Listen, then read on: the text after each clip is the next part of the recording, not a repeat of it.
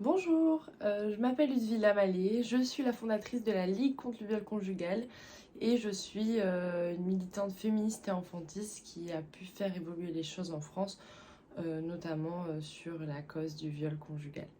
Voilà, pour me présenter un petit peu mieux, j'ai 23 ans, je suis maman à temps plein. Je gère la ligue et à côté de ça, je prépare le lancement de mon entreprise. Voilà, j'ai été victime il y a quelques années à deux reprises. La deuxième reprise a eu lieu lors de la grossesse de ma fille, de ma seconde, le viol a ouvert mon col de l'utérus, ce qui fait que j'ai été hospitalisée et que ma fille est née prématurée. Suite à ça, j'ai été en dépression postpartum sévère. Et donc ça a été très compliqué pour moi de gérer le traumatisme et l'arrivée de ma fille en même temps. Il s'avère que le jour où je suis partie faire une main courante pour le viol conjugal, la police était sur le point en fait de refuser de prendre ma plainte. Et puis quand ils m'ont demandé de raconter les faits, ils m'ont dit ah bah oui là ça marche. Et donc je pense que ça a fait tilt dans ma tête. Je me suis dit mais on peut pas attendre qu'une femme soit hospitalisée pour prendre sérieusement en compte un viol conjugal. Et puis à partir de là, j'ai commencé à faire beaucoup de recherches. Je me suis rendu compte que c'était la moitié des viols. Je me suis rendu compte surtout que personne ne luttait pleinement contre ça. Voilà. Et donc c'est vrai que j'ai commencé du coup à créer un compte qui s'appelait Dors je m'occupe de tout sur Instagram et qui avait pour but du coup de sensibiliser la société au consentement dans les couples à travers toutes les recherches que j'avais pu faire finalement. Voilà, donc j'ai pu faire ça. Il y a eu beaucoup de gens qui ont pu commencer à suivre la page et au bout d'un moment j'ai proposé est-ce qu'il y aurait des gens qui souhaiteraient militer avec moi, et donc j'ai eu pas mal de retours et du coup on a créé le collectif français contre le viol conjugal, donc CFCVC, qui a été créé en juillet dernier. On a directement décidé de rédiger une tribune. Cette tribune, on a fait le choix qu'elle serait publiée dans Libération le jour du lancement de nos réseaux sociaux, donc qui a eu lieu en août, début août. C'est vrai que la tribune a été un énorme carton. Je m'en rendais pas compte que ça aurait un tel impact. Et déjà sur Twitter, on a été retweeté plus de 500 fois et on est paru dans énormément de journaux en France et en Europe, dont une vidéo aussi Paris Match Belgique. Voilà, et après dans beaucoup de journaux de type Terra Femina, du type Libération, 20 minutes, et j'en passe. Donc voilà, c'est vrai que ça a permis de créer un débat. Voilà, évidemment qu'il y a eu énormément de haters qui étaient en mode oh, encore les woke qui veulent nous parler du consentement, donc voilà, ça n'a pas plu à tout le monde, mais au moins on a pu créer une réflexion, on a pu poser le mot viol conjugal, et donc pour beaucoup de gens c'était une notion qui était totalement inconnue, et rien que de déjà de la savoir, ça peut aider des personnes à poser des mots sur ce qu'elles ont vécu, parce que voilà, comme on le sait, il y a beaucoup de gens qui disent qu'ils ont été forcés, ou qui disent qu'ils ont pu forcer quelqu'un, mais ils vont pas poser le mot viol, parce que dans le cadre du couple, comme si le mot viol était impossible, alors que le consentement s'applique tout autant. Ensuite, en fin novembre, il y a une enquête Mediapart en fait qui est parue, qui explique que les parquets de Paris, la DRPJ, la DSPAP ont décidé qu'il y aurait des nouvelles procédures en fait sur la ville de Paris pour faire face en fait à l'augmentation des plaintes pour viols conjugaux, et donc les viols conjugaux ne seraient plus traités en tant que crime mais en tant que délit. En gros, pour simplifier les choses, ils ont décidé que les dossiers de viols conjugaux seraient traités par directement les gendarmeries, au lieu que ce soit traité par la police judiciaire. Sachant que la police judiciaire, normalement, est censée traiter les viols. Mais en gros, pour simplifier les choses, ils préfèrent regrouper les viols conjugaux dans la thématique des violences conjugales. Euh, Or, le viol est un crime et pas seulement un délit. Et donc voilà, ils ont fait ça, donc c'est encore un retour en arrière. Donc suite à ça, nous on a pu faire un communiqué de presse, soutenu notamment par la Fondation des femmes, le CFCV et Nous Toutes France. Voilà, malheureusement ça n'a pas changé les choses. Ensuite, en début d'année, du coup 2024, en janvier, on est enfin devenu une association, parce qu'avant on était uniquement un collectif, et donc on est devenu une association déclarée en préfecture. Voilà, et donc ça me permet d'avancer à nouveau. J'ai eu l'occasion, du coup j'ai eu la chance même en février de pouvoir de pouvoir faire partie de la table ronde en fait, de la délégation des femmes. Donc en fait l'Assemblée nationale a créé une délégation des femmes pour réfléchir sur la notion de consentement dans la loi. Et donc j'ai pu faire partie de cette fameuse table ronde, donc c'était extrêmement intéressant et c'était notamment l'occasion pour nous de réaffirmer notre volonté d'abolition du devoir conjugal parce que une meilleure définition de loi, ça passe aussi par l'abolition du devoir conjugal, sinon on va être bloqué d'un point de vue de la loi. Maintenant pour faire un petit peu de théorique, le viol conjugal, ça reprend la définition du viol tout simplement, et du coup c'est une circonstance aggravante du viol, donc ça, la personne qui commet un viol conjugal encourt jusqu'à 20 ans d'emprisonnement.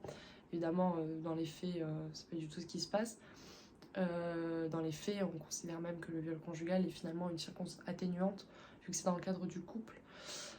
Voilà, et d'ailleurs la société aussi, c'est ce qu'elle renvoie comme message, de se dire que dans le couple, c'est moins grave que le viol fait par le fameux loup-garou dans la rue. Évidemment, viol qui arrive très très rarement, mais donc voilà, la société considère que c'est un sous-viol, ce qui explique aussi ce retard d'avancée sur cette cause. Sauf qu'évidemment, je le rappelle, le viol conjugal, c'est un viol qui est commis généralement au sein du domicile où vit la victime, euh, avec la personne que la victime aime, généralement, avec qui elle vit. Donc c'est extrêmement compliqué comme situation, et je rappelle en plus de ça que très souvent, ça se répète à plusieurs reprises. Il y a plusieurs viols conjugaux la plupart du temps qui ont lieu, et donc on fait face à des victimes qui souffrent de traumas complexes. Donc non, le viol conjugal n'est absolument pas un sous-viol. Évidemment qu'il faut qu'on le prenne sérieusement en compte parce que ça fait des ravages. Et surtout, je le rappelle, la moitié des viols sont conjugaux. Donc c'est quand même plus qu'urgent de se réveiller sur la gravité de la situation. Ensuite, on a 94 000 victimes de viols et tentatives de viol par an en France. On en a 47% qui sont des viols conjugaux, ce qui nous ramène à un peu plus de 44 000 victimes par an, et donc en moyenne à 121 victimes par jour de viols conjugaux. On se rend compte qu'il y a 121 victimes par jour. Évidemment que les avancées sont plus qu'importantes, et ce qui s'est passé en novembre dernier doit et devrait même alerter toutes les assos et collectifs féministes de France, parce que c'est extrêmement grave ce qui se passe, et c'est un recul énorme qui se passe pour les victimes. Notre problème qu'on rencontre vis-à-vis du viol conjugal, c'est, comme je l'expliquais tout à l'heure, le fait que les victimes ne posent pas le mot viol. Il y a un déni qui est extrêmement présent, qui dure très longtemps pour les victimes, où elles vont pas réussir à verbaliser le fait qu'elles aient été victimes de viol. Elles vont verbaliser le fait qu'elles ont été forcées, mais un peu en banalisant ou en légitimant les actes du partenaire, parce que très souvent voilà, c'est une situation malgré tout de violence conjugale, et donc il y a quand même un système de manipulation qui est mis en place, et donc c'est très difficile pour les victimes de se reconnaître en tant que victime, notamment vis-à-vis de la vision qu'on a nous, la société, des violences conjugales, où on s'imagine que les violences conjugales seraient des violences uniquement physiques, où la victime aurait des bleus, voilà. On sait en réalité que les violences conjugales, c'est pas seulement ça. On sait que y a énormément de violences conjugales qui sont des violences psychologiques, avec un contrôle coercitif qui s'exerce. Pour information, il y a énormément de féminicides qui ont lieu où il n'y avait pas eu de violence conjugale physique avant le passage à l'acte au féminicide. Donc voilà, il faut qu'on ouvre plus les yeux sur les autres formes de violence qui sont très importantes aussi, et qui représentent quand même un énorme danger. Après, il existe aussi diverses formes de violences sexuelles conjugales. On va avoir par exemple la soumission chimique, qui est une forme de violence sexuelle conjugale, donc où on va administrer une substance, que ce soit une drogue ou un médicament, voilà, pour soumettre chimiquement la victime. Il va y avoir aussi le stalking, qui est le fait de retirer le préservatif sans le consentement du partenaire. On va avoir tout ce qui est autour de la coercition reproductive, Donc c'est toutes les violences sexuelles qui peuvent s'exercer autour de la grossesse, la reproduction et la contraception. Voilà. On va avoir aussi les violences sexuelles euh, comme la torture, ce genre de choses. Donc voilà, on va avoir diverses choses. On va avoir aussi tout ce qui est revenge porn, les cyberviolences en fait sexuelles par rapport aux partenaires. Et puis les violences sexuelles psychologiques, hein, parce que le fait de culpabiliser son ou sa partenaire, le fait de faire du chantage, de menacer, ce genre de choses, c'est du viol aussi. Et donc voilà. Maintenant, concernant le devoir conjugal, c'est extrêmement important qu'on aborde le sujet du devoir conjugal parce que vous allez comprendre, c'est étroitement en lien avec le viol conjugal et aussi avec la prise en charge qui a lieu actuellement en France. Donc le devoir conjugal, c'est quelque chose qui est apparu avec le droit canonique, donc avec l'Église catholique, où du coup on a fait un lien entre le mariage et la sexualité. En fait, il s'avère qu'avant, le mariage, c'était quelque chose qui était purement économique, et donc c'était deux personnes qui, dans un souci économique, du coup se mettaient ensemble par rapport à la famille, aux terres, voilà. Puis avec l'arrivée du droit canonique en France, donc là je parle surtout de la France, hein, parce que en règle générale le devoir conjugal provient de toutes les religions monothéistes réellement. Voilà, donc là pour la France c'est avec l'Église catholique, et c'est vrai que du coup à partir de ce moment-là on a considéré qu'il y avait un devoir conjugal voilà, qui devait être appliqué. Il s'avère que ce devoir conjugal, contrairement à ce que beaucoup de gens pensent, il est toujours appliqué en France. Oui, en 2024, il est toujours appliqué en France. L'Assemblée nationale a sorti en février 2022 un document qui atteste que le devoir conjugal est bel et bien appliqué en France. En 2011 et en 2019, il y a des personnes qui ont été condamnées à verser la somme de 10 000 € pour ne pas avoir rempli leur devoir conjugal. Pour remplir un devoir conjugal, du coup, il faut céder un rapport sexuel. Si on ne cède pas à ce rapport sexuel, ça veut dire qu'on ne remplira pas ce devoir.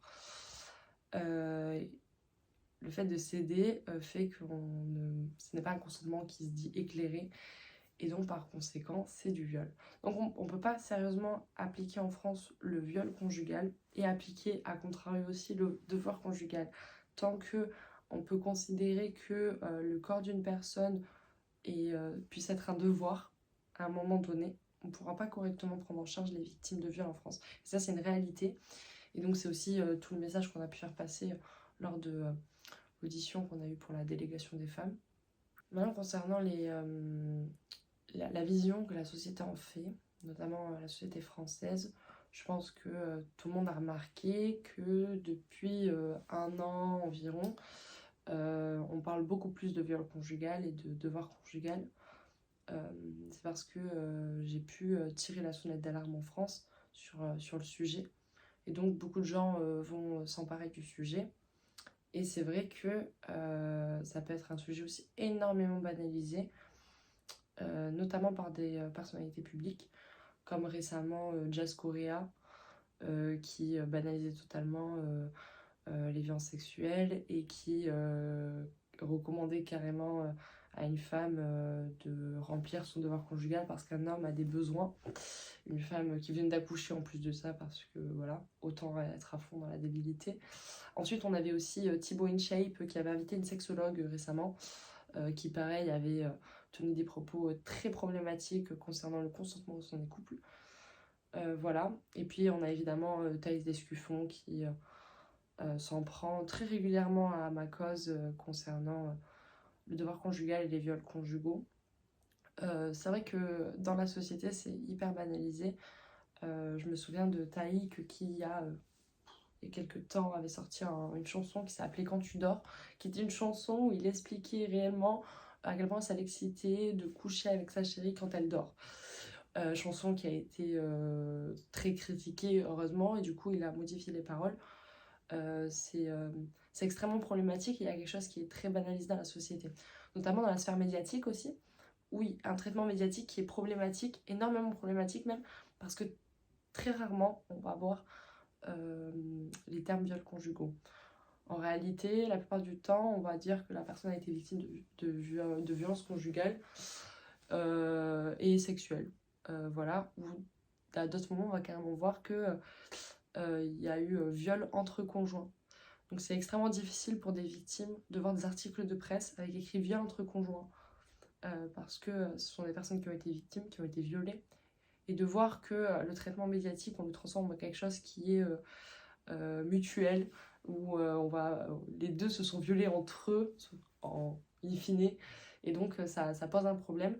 Il y a une évolution là-dessus aussi ces derniers mois, et j'en suis contente, on n'est pas du tout au point encore, mais voilà. Je me souviens aussi de TPMP qui, à un certain temps, avait dit ah ben maintenant il va bientôt falloir un contrat vis-à-vis du consentement dans le couple.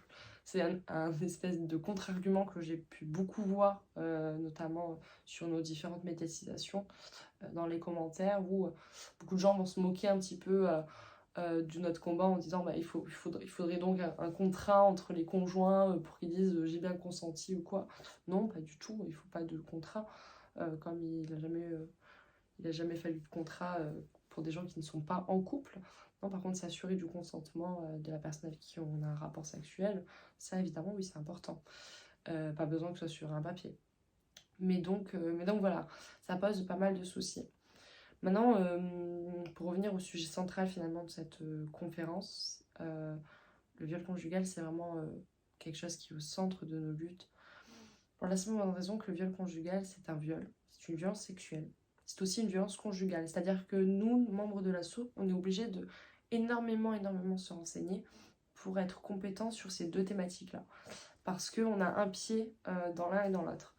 Et à côté de ça, on parle d'un sujet qui invoque une réflexion globale de la société sur la notion de consentement.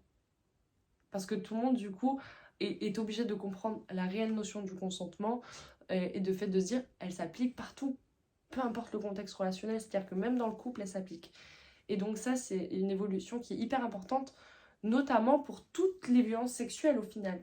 Et donc, je pense, et j'en suis même convaincue, que vu l'ampleur de ce fléau en réalité que sont les violences sexuelles dans le cadre du couple, il est hyper important pour qu'on puisse avancer réellement dans nos combats, qu'on puisse tous se mettre à militer et à lutter pour ça, à arrêter d'invisibiliser le combat. Parce que oui, malheureusement, si il a fallu attendre 2023 pour que quelqu'un se décide à prendre en charge la moitié des viols qu'il y a en France, c'est aussi parce qu'il y a une invisibilisation qui se fait, notamment aussi dans les sphères militantes. Et donc c'est important de tous prendre conscience de l'enjeu, notamment pour les victimes.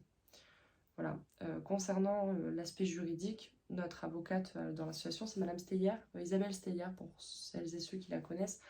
Madame Steyer, du coup, m'a de nombreuses fois expliqué qu'à chaque procès pour viols conjugaux, le devoir conjugal est ressorti par la partie adverse.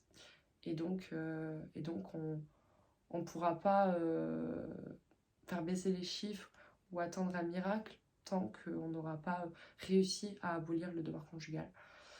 Donc voilà, nous pour cette semaine féministe, pour le 8 mars, nos revendications premières, c'est l'abolition du devoir conjugal. Je pense que c'est hyper important et ce serait une belle avancée si chaque personne féministe essayait d'avoir une phrase pour parler un petit peu du devoir conjugal le 8 mars. Parce que c'est que si on prend tout ce sujet à bras le corps qu'on arrivera un jour à prendre en charge 121 victimes par jour. Voilà. Là, je vous remercie et puis je m'excuse encore de ne pas être présente. J'ai eu des problèmes personnels qui font que j'ai pas pu me déplacer. Et puis voilà.